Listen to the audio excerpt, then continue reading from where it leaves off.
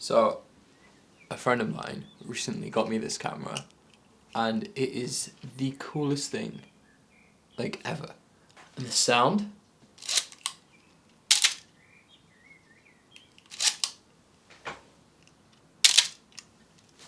Mad.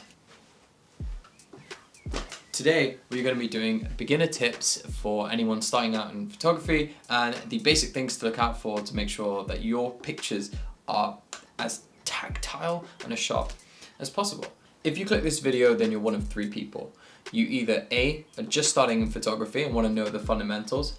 B, you know the fundamentals but you kind of want to master them, plus you're looking for any tips here and there that other photographers make.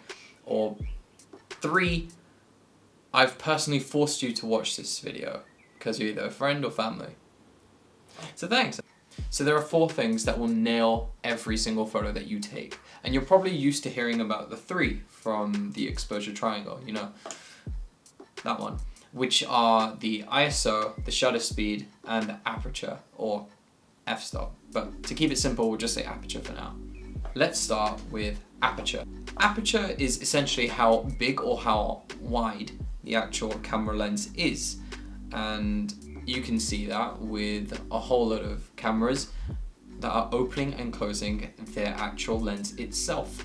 You've probably seen a lot of pictures with that super blurry background effect, and some lights are like little crystal bubbles in the background. And that is called bokeh, or bokeh. I don't know really how to say it, but we'll go with bokeh. In order to get that, what you want to have is a really wide aperture. So something like 1.4, 1.7, 1.8, anywhere between that, or even 2.4.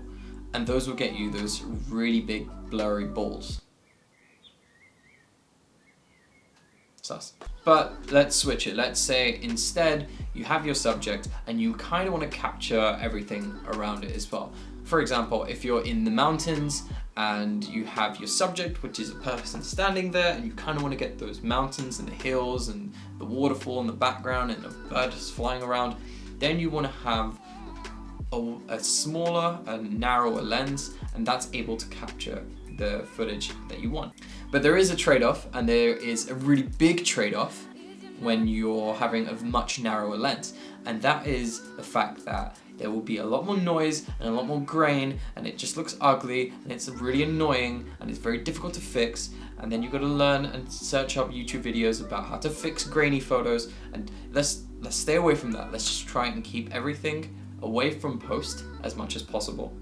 Now, moving on to shutter speed. Shutter speed essentially is how fast the lens actually shuts. Think of it like our eye and blinking.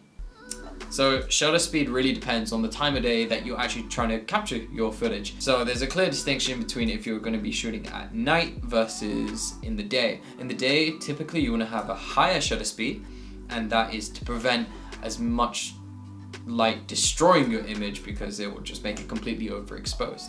And a tip with photography is kind of underexposing rather than overexposing.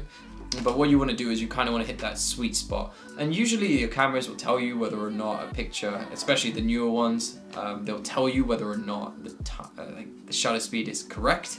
Okay, so coming back to that example of our eyes. So shutter speed is how fast we blink and letting as much light come in as we want. Aperture is how wide our eyes are, so we can have it super wide or we can have them closed in. So what would ISO be? ISO is kind of like the sun and how bright the sun is outside.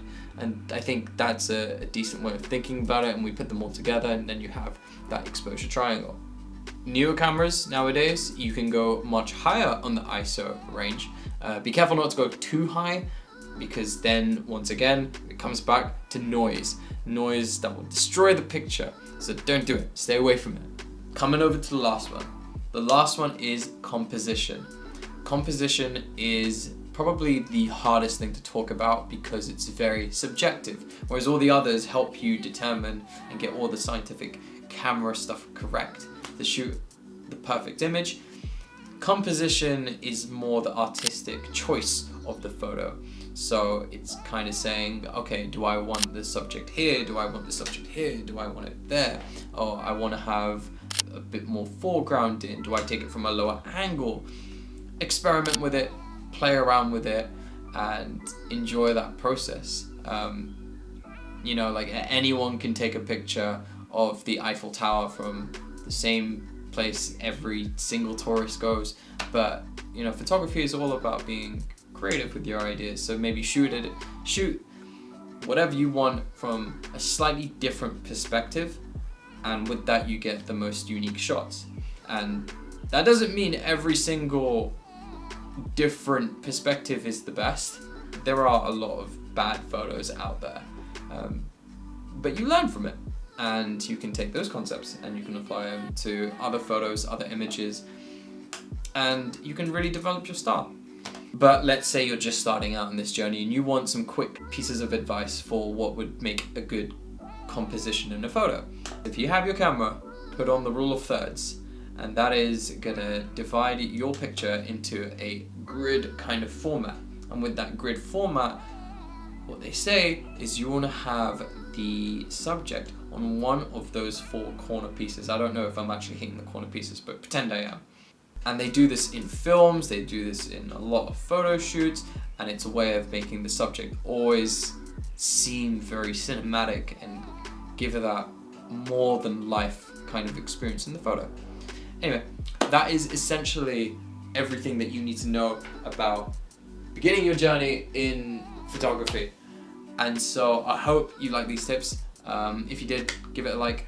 Thank you very much. All the help and support. I try to keep it concise, but we're covering a whole lot of topics. Yeah, hopefully that helps, and good luck with everything.